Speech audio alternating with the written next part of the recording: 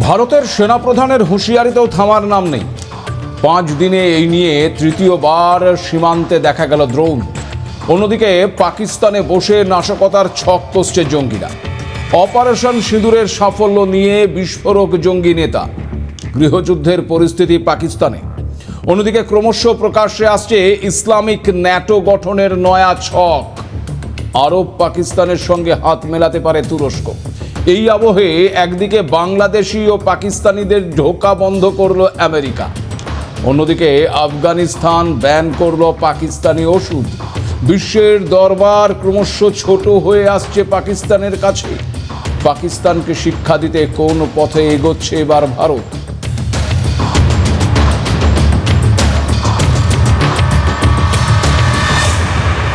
নমস্কার, আপনারা দেখতে শুরু করেছেন এডিটার্স ডায়েরি। আমি ভাস্কর দত্ত আরও একটি এপিসোডে আপনাদেরকে স্বাগত জানাই। পাকিস্তানের অবস্থা নিয়ে, শাসন ব্যবস্থা নিয়ে ক্রমশ সরব হচ্ছে তরুণ প্রজন্ম থেকে সে দেশের আম জনতা। এমনকি পাকিস্তানের অবস্থা নিয়ে আজকাল সরব হচ্ছে জঙ্গিরাও, কারণ তারা এতদিনে উপলব্ধি করতে পারছে যে পাকিস্তান স্রেফ তাদের ব্যবহার করে ছুঁড়ে ফেলে দিচ্ছে। আর এই কথা আপনাদেরকে আগেই জানিয়েছি, কিন্তু তারপরেও নিজেদের দেশের উন্নতির কথা বাদ দিয়ে লাগাতার ভারতে অশান্তি চালানোর চেষ্টায় এখন ব্যস্ত পাকিস্তান।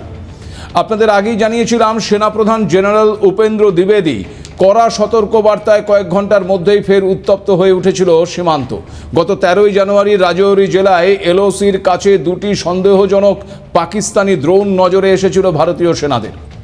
এর আগেও সাম্বা, রাজৌরি এবং পুঞ্চ জেলায় আন্তর্জাতিক সীমান্ত ও নিয়ন্ত্রণ রেখা বরাবর অন্তত 5টি দ্রোণের গতিবিধি নজরে এসেছিল। আর এবার 15ই জানুয়ারি সন্ধ্যায় ফের জম্মু কাশ্মীরের রাতের আকাশে 3 জায়গায় দেখা গেল রহস্যজনক দ্রোণ। প্রথম দ্রোণটি নজরে আসে জম্মু সেক্টরে, দ্বিতীয় দ্রোণটি পুঞ্চ সেক্টরে উঠতে দেখা যায়। আর এদিকে রামগড় সেক্টরেও একটি পাক দ্রোণকে আকাশে উঠতে দেখা গিয়েছিল। সব ক্ষেত্রেই আগের মতন ভারতীয় সেনা দ্রোণগুলোকে গুলি করে নামিয়েছে। দেখুন, আগেই ভারতীয় সেনাপ্রধান দ্রোণ উড়ে আসার প্রসঙ্গে জানিয়েছিলেন, দ্রোণের মাধ্যমে পাকিস্তান ভারতীয় সেনাবাহিনীর ওপর নজর রাখতে চাইছে, দেখতে চাইছে কোথাও কোনো ফাঁক আছে কিনা। পাকিস্তান আসলে সন্ত্রাসবাদী পাঠানোর পরিকল্পনা করছে বলেও সতর্কবার্তা দিয়েছিলেন সেনাপ্রধান। যদিও এই বিষয়কে যে ভারত সহ্য করবে না তাও জানিয়েছিলেন সেনাপ্রধান। তারপরেও পাকিস্তানের তরফ থেকে ধারাবাহিকভাবে এই দ্রোণ উড়ে আসার বিষয়টি নিয়ে ভারতীয় সেনা প্রধান সম্প্রতি বলেছেন, এই দ্রোণগুলো প্রতিরক্ষামূলকভাবে পাঠানো হচ্ছে বলে মনে করা হচ্ছে। তারা মনে হয় নজর রাখতে চাইছে যে এভাবে দ্রোণ পাঠালে আমরা কোনো পদক্ষেপ করি কিনা। এটাও হতে পারে যে ওরা দেখতে চাইছিল ভারতীয় বাহিনীতে কোনো ফাঁক আছে কিনা। ওরা সন্ত্রাসবাদী পাঠাতে চাইছে। পাকিস্তানের সেনার সঙ্গে এই নিয়ে কথাও হয়েছে। আমরা স্পষ্ট জানিয়ে দিয়েছি যে এই সমস্ত আমরা মানব না। এই দ্রোণ পাঠানোর বিষয়টি তাদের বন্ধ করতে বলা হয়েছে।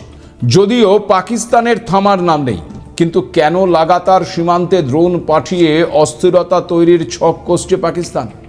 বিশেষজ্ঞদের মতে, সেনা প্রধানের স্পষ্ট হুঁশিয়ারি সত্ত্বেও পাকিস্তান বারবার সীমান্তে দ্রোণ পাঠাচ্ছে মূলত একটি কারণে, আর তা হলো কম ঝুঁকির কৌশলের কারণ। যেখানে সরাসরি যুদ্ধের বদলে লো ইন্টেন্সিটি কনফ্লিক্ট জিয়ে রাখা হচ্ছে। কি এই লো ইন্টেন্সিটি কনফ্লিক্ট? এটি হলো এমন একটি ধরনের রাজনৈতিক এবং সামরিক সংঘাত যা সরাসরি পূর্ণাঙ্গ যুদ্ধের চেয়েও কম তীব্রতর হয়। এখানে সীমিত রাজনৈতিক ও সামরিক সম্পদ ব্যবহার করে রাজনৈতিক, সামাজিক, অর্থনৈতিক বা মনস্তাত্ত্বিক উদ্দেশ্য হাসিলের চেষ্টা করা হয়। যেমন এই লাগাতার দ্রোণ ইস্যুর নেপথ্যে পাকিস্তানের হাত থাকলেও তাদের হাতে রাষ্ট্রীয় দায় অস্বীকার করার সুযোগ থাকছে। ধরা পড়লেও বলে দেবে এগুলো নন স্টেট অ্যাক্টরের কাজ, ফলে আন্তর্জাতিক চাপও তুলনামূলকভাবে কম থাকবে। এসব ছাড়াও এই দ্রোণ অনুপ্রবেশের আরেকটি বড় উদ্দেশ্য হলো ভারতের প্রতিরক্ষা ব্যবস্থার প্রতিক্রিয়া মাপা, যেমনটা সেনাপ্রধান আগেই জানিয়েছিলেন। দ্রোণ অনুপ্রবেশের মাধ্যমে কোথায় রাডার দুর্বল, কোথায় জ্যামিং কার্যকর, কোথায় কোন সেক্টরে দ্রুত ব্যবস্থা নেওয়া হচ্ছে, এই সমস্ত তথ্য জানার চেষ্টা করছে শত্রুপক্ষ, যাতে এই তথ্যগুলো ভবিষ্যতে কৌশলের জন্য গুরুত্বপূর্ণ গোয়েন্দা ইনপুট হিসেবে কাজে লাগানো যায়। একই সঙ্গে ড্রোনের মাধ্যমে অস্ত্র, মাদক, নগদ অর্থ এবং যোগাযোগের সরঞ্জাম পাঠিয়ে সীমান্ত পারের জঙ্গি নেটওয়ার্ককে সচল রাখার চেষ্টাও চলছে। যেমন গত 9 জানুয়ারি পাকিস্তানের একটি ড্রোনে করে 2টি পিস্তল, 3টি কার্তুজ, 16টি বুলেট, একটি গ্রেনেড ভারতীয় ভূখণ্ডে ফেলা হয়েছিল। একই সঙ্গে এই গোটা বিষয়টির সঙ্গে জড়িয়ে রয়েছে পাকিস্তানের অভ্যন্তরীণ সংকট। কিসের সংকট জানেন কি? পাকিস্তানের অর্থনৈতিক ভাঙন, রাজনৈতিক অস্থিরতা এবং সেনাবাহিনীর ভাবমূর্তি সংকট, যার থেকে নজর ঘোরাতে ভারত বিরোধী উত্তেজনা কার্যকর করার চেষ্টা চলছে। কারণ পাকিস্তান খুব ভালো করেই জানে যে বড় জঙ্গি হামলা হলে FATA মতন আন্তর্জাতিক মঞ্চে ঝুঁকি বাড়বে, কিন্তু ড্রোন অনুপ্রবেশ এখনও অনেকের চোখে গ্রে জোন কার্যকলাপ। আর এই ফাঁকটিকেই ইসলামাবাদ বারবার কাজে লাগাচ্ছে। কারণ এমনিতেই পাকিস্তানের পুরনো এক আতঙ্কের সঙ্গে সরাসরি যুক্ত FATF ধূসর তালিকা। আন্তর্জাতিক আর্থিক নজরদারি সংস্থা FATF থেকে 2022 সালে বহু চেষ্টায় বেরিয়ে আসার পর পাকিস্তান জানে সন্ত্রাসবাদ ও জঙ্গি অর্থায়নের অভিযোগ নতুন করে ঘনালেই সেই তালিকায় ফিরে যাবার ঝুঁকি কতটা তাদের জন্য মারাত্মক হতে পারে। তাও আবার বিশেষ করে এমন এক সময়ে যখন দেশের অর্থনীতি কার্যত ঋণ নির্ভর লাইফ সাপোর্টে চলছে। আর জানা যাচ্ছে এই ভয়ে 2025 এপ্রিলে যখন পেহেলগাঁওয়ে হামলা হয় তার ঠিক দিন দুয়েকের মধ্যে পাকিস্তান সরকার আমেরিকার লবিং সংস্থা জেভলিন অ্যাডভাইজার LLC এর সঙ্গে চুক্তিবদ্ধ হয়েছে। মার্কিন যুক্তরাষ্ট্রের ফরেন এজেন্টস রেজিস্ট্রেশন অ্যাক্টের অধীনে প্রকাশিত নথি অনুযায়ী জ্যাভলিন অ্যাডভাইজার LLC-কে পাকিস্তানের স্বার্থ রক্ষায় মার্কিন প্রশাসন, কংগ্রেস সদস্য, থিঙ্ক ট্যাঙ্ক এবং নীতি নির্ধারকদের সঙ্গে যোগাযোগের দায়িত্ব দেওয়া হয়েছে, যাকে কূটনৈতিক ভাষায় বলা হয় ইমেজ ম্যানেজমেন্ট। কিন্তু জানেন কি, বাস্তবে এটি একটি প্রতিরোধমূলক পদক্ষেপ, যাতে পাকিস্তানকে আবার সন্ত্রাসবাদের মদতদাতা দেশ হিসেবে আলাদা করে চিহ্নিত না করা হয়। জ্যাভলিন অ্যাডভাইজারের মতন একটি লবিং সংস্থার ভূমিকা এখানেই স্পষ্ট। তারা আসলে চেষ্টা করবে পাকিস্তানকে একটি সংস্কারমুখী দেশ হিসেবে তুলে ধরতে, যারা আসলে জঙ্গিদের অর্থায়নের বিরুদ্ধে ব্যবস্থা নিচ্ছে, আইনি কাঠামো শক্ত করছে এবং আন্তর্জাতিক চাপের সঙ্গে সহযোগিতা করছে। কিন্তু বাস্তবে পাকিস্তান কি সত্যিই তাই করে? এর উত্তর আপনারাও জানেন, আমিও জানি, তাই আলাদা করে আর বললাম না। তাছাড়া আরও একটা বিষয় ভেবে দেখুন, পাকিস্তানের বিদেশ নীতি ইমেজ এখন পেশাদার লবিস্টের ওপর নির্ভর করছে। দেশের কূটনীতিবিদ নন, এখন কোটি কোটি ডলার খরচ করে মার্কিন কর্পোরেট লবিং ফার্ম ভাড়া করতে হচ্ছে পাকিস্তানকে। অর্থাৎ পাকিস্তান নিজেই নিজের ওপর বিশ্বাস করে না, আর সমস্যার মূল সমাধানের বদলে কেবলমাত্র তার উপসর্গ ঢাকতেই অভ্যস্ত প্রতিবেশী এই দেশটি। যখন পাকিস্তান মার্কিন আধিপত্যবাদে নিজেকেই বিলিয়ে দিতে ব্যস্ত, ঠিক সেই আবহেই পাকিস্তান বাংলাদেশের জন্য দরজা বন্ধ করল আমেরিকা। মার্কিন স্টেট সেক্রেটারি মার্কো রুবিও জানিয়ে দিয়েছেন, ইতিমধ্যেই সমস্ত কনসুলার অফিসারদের নির্দেশ দেওয়া হয়েছে যে পাকিস্তান, বাংলাদেশ সহ 75টি দেশের নাগরিকদের ভিসা দেওয়ার প্রক্রিয়া যেন বন্ধ করে দেওয়া হয়। 21শে জানুয়ারি থেকে এই নতুন নির্দেশ চালু হবে। তবে যারা non immigrant visa, tourist visa বা বিজনেস ভিসায় আমেরিকা যেতে চাইবেন তাদের কোনো সমস্যা হবে না। ট্রাম্পের মতে আমেরিকানদের পকেট থেকে টাকা নিয়ে সে দেশে বসবাস করছে অন্য দেশের নাগরিকরা, এই প্রক্রিয়া আটকাতেই ভিসা বন্ধের সিদ্ধান্ত। যদিও ভারতের অবশ্য নাম নেই ওই বাতিলের তালিকায়। ফারাকটা তাহলে বুঝতেই পারছেন। তারপরেও কি লজ্জা আছে ওই পাকিস্তানের? পাক ভূমে বসেই জঙ্গিরা কষতে চলেছে হামলার নয়া সমীকরণ, নাশকতার নতুন ছক। তাহলে কি শীঘ্রই এমন ভয়াবহ কিছু ঘটতে চলেছে? দেখুন, পাকিস্তান নামের কুখ্যাত দেশটি যতই অতলে তলিয়ে যাক, ভারতকে উত্তক্ত করতে তারা পিছপা হয় না কোনো অবস্থাতেই। যেমন বারবার ড্রোন পাঠিয়ে ভারতকে অশান্ত করার চেষ্টা চালাচ্ছে, জঙ্গিদের ইন্ধন যোগাচ্ছে, আবার আন্তর্জাতিক মঞ্চে নিজেদের ভালো প্রমাণ করতে উঠে পড়ে লেগেছে। একদিকে আমেরিকার সঙ্গে সন্ত্রাস বিরোধী মহড়াও চালাচ্ছে, আবার অন্যদিকে সন্ত্রাস লালন পালনও করছে। এই আবহে ক্রমশ প্রকাশ্যে আসছে ইসলামিক ন্যাটো গঠনের নয়া ছক। কারণ এক চাঞ্চল্যকর দাবি করছে লস্করে তৈবার কমান্ডার জঙ্গি হাফিজ আব্দুর রউফ। তার দাবি সুদিন ফিরছে নাকি পাকিস্তানের, ইসলামাবাদের পক্ষে হতে চলেছে নাকি বিশ্ব মেরুকরণ। ওই রউফ দাবি করছে যে এতদিন পর্যন্ত তারা একা ছিল এবং গোটা বিশ্ব ভারতের সঙ্গে ছিল, কিন্তু এখন পরিস্থিতি নাকি বদলে গেছে। তুরস্ক পাকিস্তানের সঙ্গে আছে, বাংলাদেশের সেনাপ্রধানও ইসলামাবাদের পক্ষে, এখন পুরো বিশ্ব পাকিস্তানের দিকে ঝুঁকছে। একই সঙ্গে তাকে আবার বলতে শোনা গেছে মুজাহিদিনদের একটি নতুন যুগ শুরু হয়েছে, যেখানে পাকিস্তান জয়ী হচ্ছে। এই সন্ত্রাসবাদী আরও দাবি করেছে যে ভারত নাকি উচিত শিক্ষা পেয়েছে এবং আগামী 50 বছরে নাকি পাকিস্তানের ওপর হামলা করার সাহস করবে না। বিশ্লেষকদের মতে ঝিমিয়ে পড়া লস্কর সংগঠন এবং জেহাদিদের মগজ ধোলাইয়ের উদ্দেশ্যেই এমন বার্তা দিচ্ছে ওই জঙ্গি নেতা। জানেন কি কে এই আব্দুর রউফ? রউফ লস্করে তৈবার অন্যতম শীর্ষ কমান্ডার এবং নিষিদ্ধ ফালাই ইনসানিয়াত ফাউন্ডেশনের প্রতিষ্ঠাতা প্রধান ছিলেন। অপারেশন সিঁদুরের পরে এই আব্দুল রউফ নিহত জঙ্গিদের শেষকৃত্য সম্পন্ন করেছিল। এসব শেষকৃত্যের ছবি সামনেও এসেছিল, যার জেরে পাকিস্তানের জঙ্গিদের প্রীতির বিষয়টি একেবারে সামনে চলে এসেছিল। পাকিস্তান অধিকৃত কাশ্মীরে পাকিস্তান সেনার সহায়তাপ্রাপ্ত লঞ্চ প্যাড থেকে জঙ্গিদের প্রশিক্ষণ দিয়ে ভারতে ঢোকানোর দায়িত্বে বহুদিন ধরেই রয়েছে এই রউফ। আর ফের একবার এই জঙ্গি নেতা নিজের মুখেই পাকিস্তানের জঙ্গি প্রীতি ফাঁস করে দিয়েছে।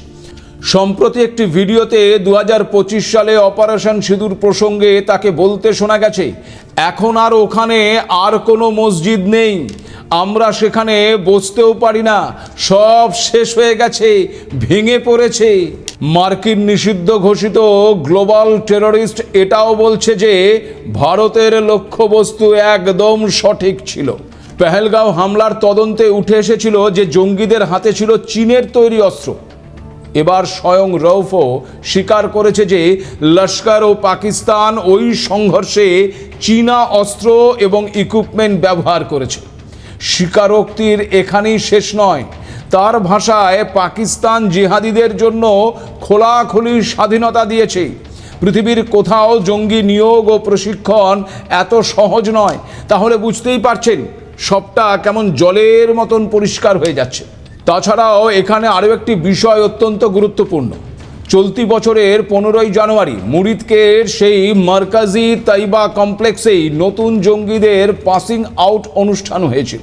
আর সেই অনুষ্ঠানে হাজির ছিলেন রউফ, হাফিজ সঈদের ছেলে হাফিজ তালহা শহীদ এবং লস্করের ডেপুটি চিফ সাইফুল্লাহ কাসুরি সহ লস্করের শীর্ষ নেতৃত্বরা। অর্থাৎ অপারেশন সিঁদুরের পরেও পাকিস্তানের মদতেই জঙ্গি পরিকাঠামো হয় পুনর্গঠিত হচ্ছে বা অন্যত্র যে সরিয়ে নিয়ে যাওয়া হচ্ছে, সেটাও কিন্তু ওই অনুষ্ঠান থেকে ফের একবার প্রমাণিত হয়ে গেল। পাকিস্তানকে যে মোটেও বিশ্বাস করা যায় না, এই ঘটনাবলী তার প্রমাণ। পাকিস্তানকে ভরসা করে না তাই তার প্রতিবেশী দেশ আফগানিস্তান। গত নভেম্বরে এই পাকিস্তান থেকে আসা ওষুধের ওপর কড়া নিষেধাজ্ঞা জারি করেছিল আফগানিস্তান। প্রতিবেশী দেশটি থেকে আমদানি করা ওষুধকে নিম্নমানের বলেছিল তালেবান সরকার। আর বর্তমানে ভারতের ওষুধের দিকেই ঝুঁকছে আফগানিস্তান। এক আফগান ব্লগার প্রমাণ দিয়ে দেখিয়েছেন ভারতীয় ওষুধই বেছে নিচ্ছেন আফগানিস্তানের সাধারণ মানুষ। পাকিস্তানি ওষুধ সরিয়ে কম দামের বেশি কার্যকরী ভারতীয় ওষুধই এখন ওই আফগানদের পছন্দ। কিন্তু হঠাৎ কি এমন হলো যে পাকিস্তানি ওষুধ থেকে মুখ ফিরিয়ে নিল আফগানিস্তান? দেখুন, ভৌগোলিকভাবে স্থলবেষ্টিত দেশ হওয়ায় এমনিতেই আফগানিস্তান দীর্ঘদিন ধরেই পাকিস্তানের উপর নির্ভরশীল ছিল। 2025 সালের নভেম্বর পর্যন্ত আফগানিস্তানে ব্যবহৃত প্রায় 70%-এরও বেশি ওষুধ পাকিস্তান থেকে যেত। এমনকি 2024 সালে আফগানিস্তানে প্রায় $186.69 মিলিয়ন ওষুধ রপ্তানি করেছিল পাকিস্তান। কিন্তু লাগাতার সীমান্ত সংঘাতের কারণে পরিস্থিতি বদলে যায়। 2025 সালের অক্টোবর নভেম্বরে নতুন করে সংঘর্ষের পর আফগানিস্তানের উপপ্রধানমন্ত্রী আব্দুল গনি বারাদার পাকিস্তানি ওষুধের ওপর সম্পূর্ণ নিষেধাজ্ঞা ঘোষণা করেন। অভিযোগ ছিল ওষুধের মান খারাপ এবং সরবরাহ অনিশ্চিত। স্বাভাবিকভাবেই আফগানিস্তানে দেখা দেয় ওষুধের সংকট, আর এই পরিস্থিতিতে আফগানিস্তানের পাশে দাঁড়ায় ভারত। 2025 সালের নভেম্বর মাসে ভারতের বিদেশমন্ত্রী এস জয়শঙ্কর ঘোষণা করেন 73 টন জীবনদায়ী ওষুধ জরুরি ভিত্তিতে কাবুলে পাঠানো হয়েছে। এর আগেও অবশ্য আফগানিস্তানকে সাহায্য করেছে ভারত। বর্তমানে আফগানিস্তানের ওষুধের বাজারে ভারতের অংশীদারিত্ব প্রায় 12 থেকে 15%, যার মূল্য প্রায় $100 মিলিয়ন, আর পাকিস্তানের বাজার কার্যত ধসে গিয়েছে সেখানে।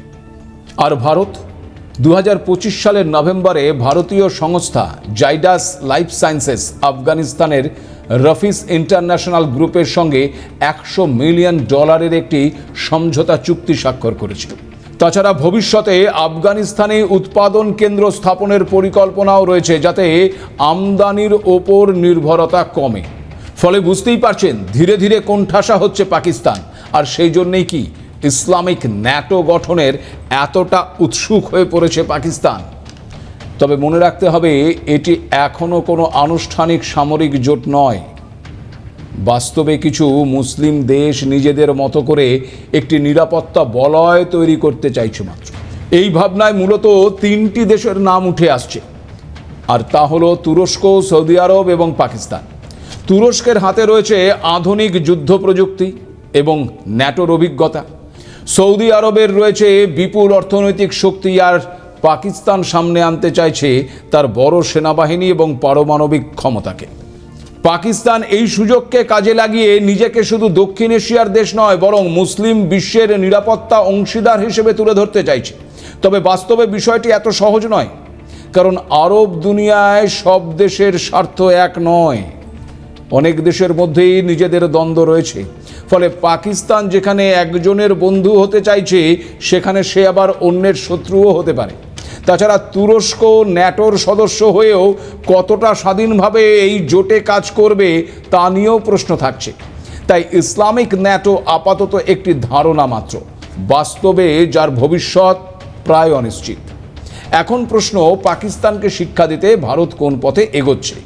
দেখুন, এখনও পর্যন্ত সরাসরি যুদ্ধের পথে না গিয়ে ভারত বেছে নিচ্ছে কৌশলগত চাপের রাস্তা। একদিকে সীমান্তে ড্রোন প্রতিরোধ, আধুনিক নজরদারি ব্যবস্থা এবং দ্রুত পাল্টা জবাবের সক্ষমতা বাড়ানো হচ্ছে। অন্যদিকে আবার আন্তর্জাতিক মঞ্চে পাকিস্তানকে কোণঠাসা করার চেষ্টা চলছে। আর সেনাপ্রধান তো বলেই দিয়েছেন যে অপারেশন সিঁদুর এখনও শেষ হয়নি। ফলে ধৈর্য এবং কৌশল আর আন্তর্জাতিক সমর্থনের ওপর ভর করেই পাকিস্তানের চাপ তৈরির খেলাকে নিষ্ক্রিয় করতে চাইছে ভারত। সব মিলিয়ে ভারতকে উত্ত্যক্ত করলে তার ফল যে খুব একটা ভালো হবে না তা বলাই যায়। আর এটা যত তাড়াতাড়ি পাকিস্তান বুঝবে ততই তাদের মঙ্গল। আর না বুঝলে বাকিটা কাজে দেখাবে ভারত। আজ এ পর্যন্তই। নমস্কার।